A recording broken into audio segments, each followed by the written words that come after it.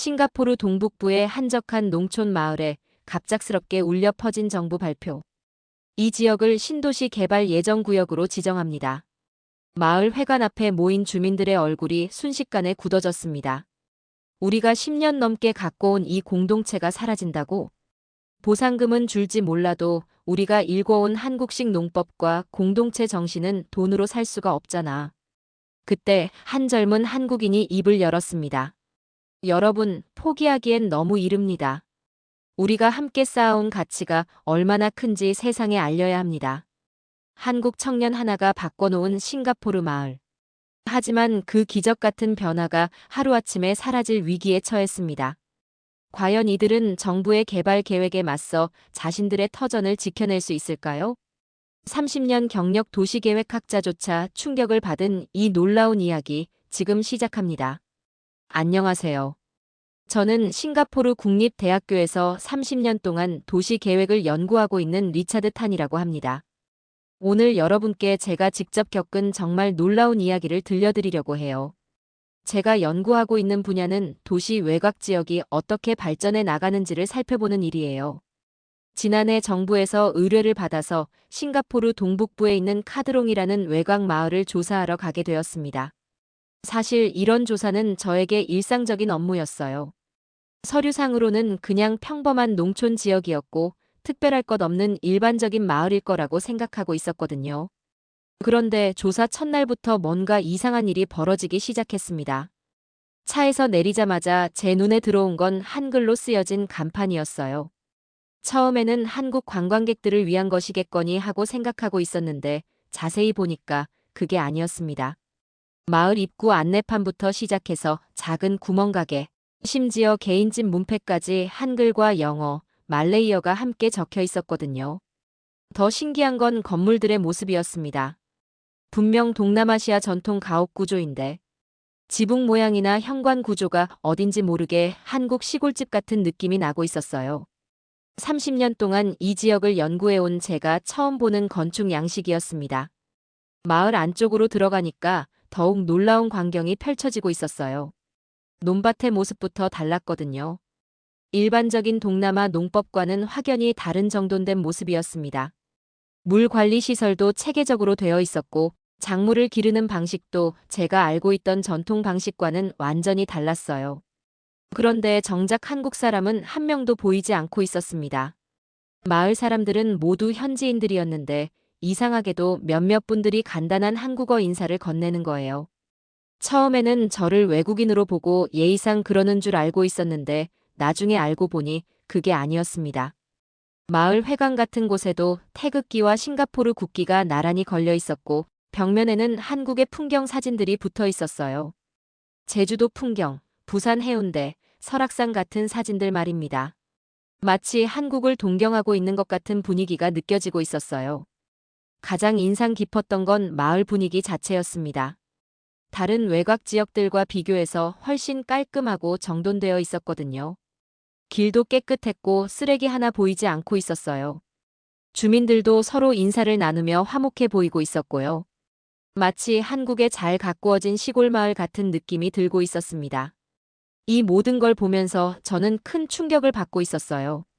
30년 넘게 도시 계획을 연구해온 제가 이런 현상은 처음 보는 거였거든요.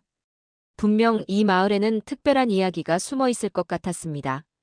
도대체 무슨 일이 있었기에 이런 변화가 일어났을까 궁금함이 꼬리에 꼬리를 물고 이어지고 있었어요. 궁금함을 참을 수 없어서 마을 이장을 찾아갔습니다. 60대 중반쯤 되어 보이는 아으드라는 분이었는데 저를 보자마자 반갑게 맞아주고 있더군요. 그분과 이야기를 나누면서 이 마을의 놀라운 변화 과정을 알게 되었습니다. 10년 전 한국의 중소농업기계회사에서 이곳에 작은 공장을 세웠다고 하더라고요. 싱가포르 정부의 외곽 지역 개발 정책에 따라 들어온 것이었는데 처음에는 마을 사람들이 반신반의하고 있었다고 합니다. 외국 회사가 와서 과연 마을에 도움이 될까 하는 걱정이 많았다는 거예요. 그런데 이 회사에서 파견 나온 젊은 공장장이 남달랐다고 하더라고요. 보통 외국인 관리자들은 현지인들과 거리를 두는 경우가 많은데 이 사람은 달랐다는 거예요. 마을 사람들과 직접 어울리고 현지 언어도 배우려고 노력하고 있었다고 합니다. 더 놀라운 건 이 공장장이 단순히 기계만 만드는 게 아니라 마을 농업에도 관심을 보이고 있었다는 점이었어요. 한국에서 가져온 농업 기술을 마을 사람들에게 가르쳐 주기 시작한 거죠. 물 관리 방법부터 시작해서 작물 재배법까지 한국의 선진 농법을 전수해 주고 있었다고 합니다. 지금까지가 제일장 충격의 발견 이야기였습니다. 이 젊은 한국인이 누구인지, 그리고 어떻게 이 마을을 완전히 바꿔놓았는지 더 궁금하시죠? 아흐드 이장이 들려준 이야기 중에서 가장 인상 깊었던 건 이 한국인 공장장이 마을 공동체 문화에도 큰 영향을 끼치고 있었다는 점이었어요. 한국의 품앗이 문화, 서로 돕고 협력하는 정신을 마을에 소개하고 있었다는 거예요. 원래도 동남아시아의 공동체 문화가 있었지만 한국식 조직적이고 체계적인 협력 방식이 더해지면서 마을 전체가 하나로 뭉치게 되었다고 하더라고요. 그런데 3년 전 갑작스럽게 한국 본사의 사정으로 공장을 철수하게 되었다고 했습니다. 마을 사람들은 큰 충격을 받고 있었다고 해요. 그동안 함께 일하며 정이 든 공장장과 헤어져야 한다는 것도 슬펐지만 무엇보다 마을 경제에 큰 타격이 올까봐 걱정이 많았다는 거예요. 하지만 여기서 예상치 못한 일이 벌어졌습니다. 그 한국인 공장장이 홀로 이곳에 남기로 결정한 거예요. 본사로 돌아가는 대신 개인 자격으로 마을에 정착해서 농업 컨설팅을 하기로 한 것입니다. 아흐드 이장은 그때 이를 이야기하면서 눈시울이 붉어지고 있더군요. 그 젊은 한국인의 이름은 김준호였고 당시 23세였다고 했어요. 정말 어린 나이에 대단한 결정을 내린 거였죠. 이장의 안내로 마을 곳곳을 자세히 둘러보게 되었습니다. 처음 봤을 때는 단순히 외관상 변화만 눈에 띄고 있었는데 실제로 살펴보니까 마을 전체 시스템이 완전히 바뀌어 있었어요. 가장 먼저 눈에 띈 건 농업시설이었습니다. 논마다 정교한 물 관리 시설이 설치되어 있었고 작물 재배 방식도 전통적인 동남아 농법과는 완전히 달랐어요. 한국의 집약적 농업 기술이 적용되어 있었거든요. 비닐하우스도 한국식으로 만들어져 있었고 심지어 자동 관수 시설까지 갖춰져 있었습니다. 더 놀라운 건 마을 사람들의 생활 패턴이었어요. 아침 일찍 일어나서 함께 체조를 하는 모습, 마을 청소를 공동으로 하는 모습 등이 영락없는 한국 시골 마을의 모습이었거든요. 특히 마을 회관에서 주민들이 모여 회의하는 방식도 한국의 반상회와 비슷하게 진행되고 있었어요. 젊은 층의 변화는 더욱 놀라웠습니다. 20대, 30대 청년들이 한국어를 배우고 있었거든요. 마을 한쪽에 작은 학습실을 만들어 놓고 매주 정기적으로 한국어 공부를 하고 있었어요. 한국 드라마나 케이팝에 관심을 가지게 된 것도 있지만 실용적인 목적도 있었다고 하더라고요. 한국 기업과의 교류나 한국 관광객 상대 사업을 염두에 두고 있다는 겁니다. 마을 상점들도 변화하고 있었어요. 한국 라면이나 김치 같은 한국 식품을 파는 가게들이 생겨났고 일부 식당에서는 한국 음식도 만들어 팔고 있었거든요. 맛은 현지화되어 있었지만 한국 음식의 기본 형태는 유지하고 있었습니다. 그런데 이 모든 변화 과정에서 한 가지 흥미로운 일이 있었다고 해요. 처음에는 한국에 대해 강한 편견을 가지고 있던 주민이 있었다는 거예요. 40대 여성인 시티라는 분이었는데 한국인들이 오는 것에 대해 매우 부정적으로 생각하고 있었다고 합니다. 시티는 처음에 이렇게 말하고 있었다고 해요. 한국 따위가 우리 삶을 바꿀 리 없어. 그냥 관광객 유치용 상술이야. 외국인들은 다 자기 이익만 챙기고 갈 거야. 이런 식으로 생각하고 있었다는 거예요. 하지만 김준호가 마을에서 보여준 진정성과 헌신을 보면서 시티의 마음도 조금씩 변하기 시작했다고 하더라고요. 특히 3년 전 마을에서 열린 한국문화축제에 참여하면서 큰 변화가 있었다고 해요. 그때 시티가 한국 전통 의상을 입고 무용 공연에 참여했는데 의상을 입고 나니까 마치 제2의 인생을 사는 것 같았다고 하더라고요. 그 경험을 통해서 한국 문화에 대한 편견이 많이 사라졌다고 합니다. 가장 인상 깊었던 건 마을 분위기 자체의 변화였어요. 다른 외곽 마을들과 비교해서 확연히 다른 활기가 느껴지고 있었거든요. 주민들 사이에 결속력도 강해 보였고 마을 발전에 대한 의지도 남달랐습니다. 한국의 새마을 운동 같은 분위기가 물씬 풍기고 있더군요. 길거리에서 만난 한 할머니는 저에게 서툰 한국어로 인사를 건네기도 했어요. 물론 완전한 문장은 아니었지만 기본적인 인사 정도는 할 수 있을 정도였거든요. 70세가 넘은 할머니가 새로운 언어를 배우려고 노력하고 있는 모습에서 이 마을 사람들의 열정을 느낄 수 있었습니다. 이 모든 변화의 중심에는 김준호라는 젊은 한국인이 있었어요. 그가 단순히 기술만 전수해 준 것이 아니라 마을 전체의 의식과 문화를 바꿔놓고 있었던 거예요. 과연 어떤 사람이길래 이런 놀라운 변화를 만들어낼 수 있었을까 정말 궁금해지고 있었습니다. 드디어 그 김준호라는 한국인 청년을 만날 수 있게 되었습니다. 30대 초반의 청년이었는데 첫인상부터 범상치 않았어요. 마을 사람들과 똑같이 소박한 차림을 하고 있었지만 눈빛만큼은 확고한 신념을 가진 사람의 것이었습니다. 그와 이야기를 나누면서 이 마을 변화의 진짜 이야기를 들을 수 있었어요. 처음 이곳에 왔을 때는 단순한 파견 근무라고 생각하고 있었다고 하더군요. 몇 년 일하고 한국으로 돌아갈 생각이었다는 겁니다. 그런데 마을 사람들과 지내면서 생각이 완전히 바뀌었다고 해요. 가장 큰 계기는 마을의 한 할아버지였다고 하더라고요. 그분이 병으로 쓰러졌을 때 마을 전체가 하나 되어 돌보는 모습을 보고 깊은 감동을 받았다는 겁니다. 도시에서는 이웃도 모르고 사는 경우가 많은데 이곳에서는 진짜 가족 같은 공동체를 경험하게 된 거죠. 그때부터 김준호 씨는 단순히 일만 하는 게 아니라 마을 발전에 진심으로 관심을 갖기 시작했다고 하더라고요. 회사가 철수하게 되었을 때도 큰 고민 없이 결정했다고 하더군요. 이미 이곳이 자신의 고향이 되어 있었고 마을 사람들과 함께 꿈꾸던 일들이 아직 많이 남아 있었다는 겁니다. 개인 자격으로 남은 후에는 더욱 적극적으로 마을 발전에 뛰어들었습니다. 마을의 경제적 변화는 정말 놀라웠어요. 제가 가져온 통계 자료와 현장에서 확인한 내용을 비교해 보니까 지난 5년간 이 마을의 농업 생산성이 무려 3배나 증가하고 있었거든요. 같은 기간 다른 외곽 마을들의 성장률이 10%에서 20% 수준이었던 것과 비교하면 정말 놀라운 수치였습니다. 한국식 스마트팜 기술 도입이 가장 큰 역할을 했어요. 전통적으로 날씨에 의존해야 했던 농업이 과학적이고 체계적으로 바뀐 거예요. 덕분에 수확량이 늘어났을 뿐만 아니라 작물의 품질도 훨씬 좋아졌다고 하더라고요. 더 중요한 건 마을 공동체 시스템의 변화였어요. 개별 농가가 따로따로 일하던 방식에서 벗어나 공동 작업, 공동 판매 시스템을 구축한 거예요. 한국의 농협 시스템을 벤치마킹한 것 같았는데 이를 통해 생산 비용은 줄이고 판매 가격은 높일 수 있게 되었습니다. 특히 인상 깊었던 건 마을의 범죄율 변화였어요. 지역 경찰서 자료를 확인해 보니까 이 마을의 범죄 발생률이 거의 제로 수준까지 떨어져 있었거든요. 한국식 공동체 문화가 자리 잡으면서 서로를 돌보고 관심을 갖는 분위기가 형성되어 있었던 것 같아요. 하지만 김준호 씨에게는 아직 풀리지 않은 고민이 하나 있었습니다. 바로 마을의 미래에 대한 불안이었어요. 아무리 잘 발전하고 있다 해도 작은 외곽 마을의 한계는 분명히 있다는 것이었습니다. 그런데 김준호 씨의 걱정이 현실이 되는 순간이 왔습니다. 싱가포르 정부에서 대규모 도시 개발 계획을 발표한 것이에요.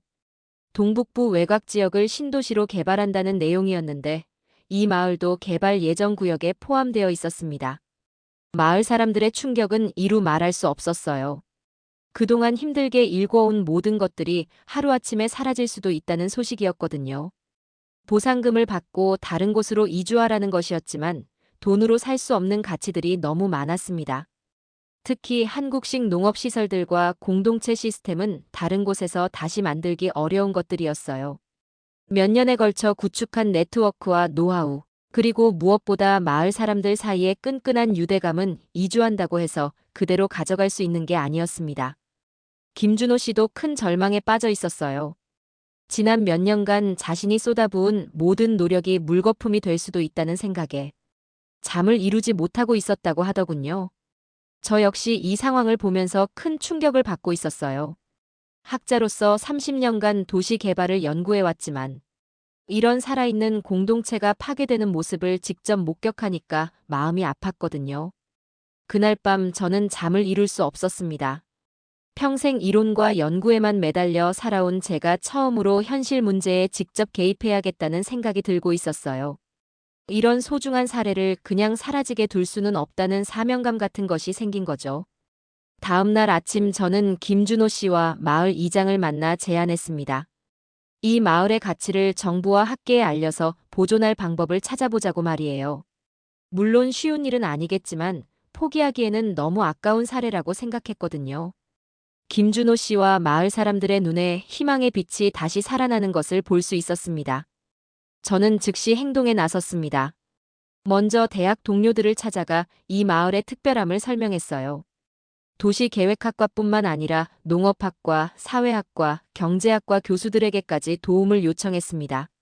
다행히 많은 동료들이 이 사례의 가치를 인정하고 협력해주기로 했어요. 우리는 체계적인 연구 보고서를 작성하기 시작했습니다. 이 마을이 보여준 농업 생산성 향상, 공동체 결속력 강화, 범죄율 감소 등의 성과를 구체적인 수치와 함께 정리하고 있었어요. 특히 한국의 농업 기술과 공동체 문화가 현지 문화와 융합되어 만들어낸 시너지 효과를 강조했습니다. 정부 관계자들을 설득하는 일은 쉽지 않았어요. 처음에는 단순한 시골 마을 하나 때문에 대규모 개발 계획을 바꿀 수는 없다는 반응이었거든요. 하지만 저는 포기하지 않았습니다. 이 마을이 단순한 농촌이 아니라 미래 농업과 공동체 발전의 모델이 될 수 있다고 계속 주장하고 있었어요. 전환점은 농업부 장관과의 만남이었습니다. 마침 싱가포르 정부도 지속 가능한 농업 발전 방안을 모색하고 있던 상황이었거든요. 식량 자급률 향상과 친환경 농업 확산이 국가적 과제였는데 이 마을이 그 해답을 제시할 수 있다는 점을 어필했어요. 김준호 씨도 정부 관계자들을 직접 만나 마을의 변화 과정을 설명했습니다. 그의 진정성 있는 이야기와 구체적인 성과 사례들이 관계자들의 마음을 움직이고 있었어요. 특히 한국과 싱가포르 간의 우호적 관계를 보여주는 상징적 사례라는 점도 긍정적으로 작용했습니다. 마을 사람들도 적극적으로 나섰어요. 직접 정부 청사를 찾아가 자신들의 이야기를 들려주고 마을을 보존해 달라고 호소하고 있었거든요.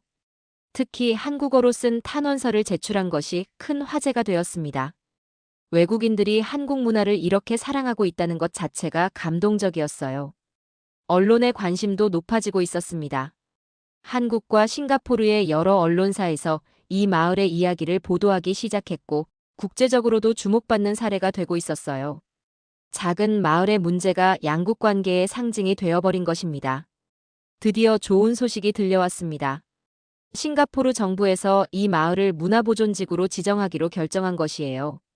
단순히 개발에서 제외하는 것을 넘어서 미래 농업과 다문화, 공동체의 모델 지역으로 육성하겠다는 계획까지 발표했어요. 마을 사람들의 기쁨은 이루 말할 수 없었습니다. 그동안의 노력이 헛되지 않았다는 안도감과 함께 앞으로 더 큰 발전을 이룰 수 있다는 희망으로 가득하고 있었거든요. 김준호 씨도 눈물을 흘리며 기뻐했어요. 자신이 선택한 길이 옳았다는 확신을 갖게 된 순간이었습니다. 정부 지원도 본격적으로 시작되었어요. 한국식 스마트팜 기술을 더욱 확대 도입하고 마을 전체를 농업기술 교육의 현장으로 활용하겠다는 계획이 세워졌거든요. 다른 지역 농민들이 이곳에서 선진 농법을 배우고 한국과의 농업기술 교류도 확대하기로 했습니다. 관광 자원으로서의 가치도 인정받았어요. 한국 문화와 현지 문화가 자연스럽게 어우러진 독특한 마을로서 문화체험 관광지로 개발하기로 한 것입니다. 이를 통해 마을 주민들에게는 새로운 수입원이 생기고 방문객들에게는 특별한 경험을 제공할 수 있게 되었거든요. 김준호 씨는 정식으로 정부 농업 컨설턴트로 위촉되었습니다. 이 마을뿐만 아니라 다른 지역에도 한국의 농업 기술과 공동체 문화를 전파하는 역할을 맡게 된 것이에요. 이 작은 마을의 이야기는 이제 국제적인 성공 사례가 되었습니다. 한국의 기술과 문화가 다른 나라에서 어떻게 긍정적인 변화를 만들어낼 수 있는지를 보여주는 살아있는 증거가 된 것이에요. 한 젊은 한국인의 진정성과 헌신이 한 마을 전체를 바꾸고 나아가 두 나라 사이의 우정을 더욱 깊게 만든 감동적인 이야기였습니다. 마을이 문화보존지구로 지정된 지 1년이 지나면서 정말 놀라운 변화들이 계속 일어나고 있었어요. 한국에서도 많은 사람들이 이 마을을 보러 오기 시작했고 싱가포르 주민들도 견학을 오는 경우가 늘어났어요.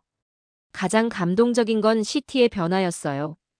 한국은 별 볼 일 없을 거야 라고 편견을 가졌던 그녀가 이제는 한국 문화 체험 프로그램의 가이드 역할을 자처하고 있었거든요. 그녀는 이제 방문객들에게 이렇게 말하고 있었어요. 처음엔 저도 의심했지만 진정성은 국경을 넘나든다는 걸 배웠어요. 오늘의 사연은 여기까지입니다. 한 젊은 한국인의 진정성이 만들어낸 이 놀라운 이야기는 우리에게 소중한 교훈을 전해줍니다. 김준호가 보여준 것처럼 진정한 국제화는 단순히 외국에 나가 일하는 것이 아닙니다. 현지 문화를 존중하고 그들과 함께 성장하려는 마음가짐가 진짜 글로벌 리더십입니다.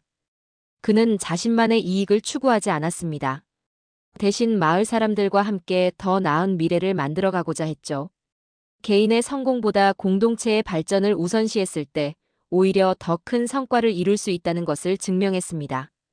또한 리차드 교수의 모습에서 볼 수 있듯이 이론과 연구만으로는 충분하지 않습니다. 현실의 문제에 직접 발을 담그고 행동할 때 비로소 진정한 변화를 만들어낼 수 있습니다. 가장 중요한 것은 포기하지 않는 마음입니다. 위기가 찾아왔을 때도 김준호와 마을 사람들, 그리고 리차드 교수는 끝까지 희망을 놓지 않았습니다. 함께 힘을 모았을 때 불가능해 보이던 일도 가능하게 만들 수 있었죠.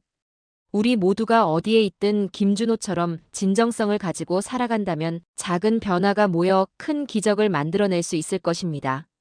지금까지 긴 영상 시청해주셔서 감사합니다. 다음 영상에서 찾아뵙겠습니다. 더 재미있고 유익한 영상을 원하신다면 구독, 좋아요, 알림 설정 부탁드리겠습니다.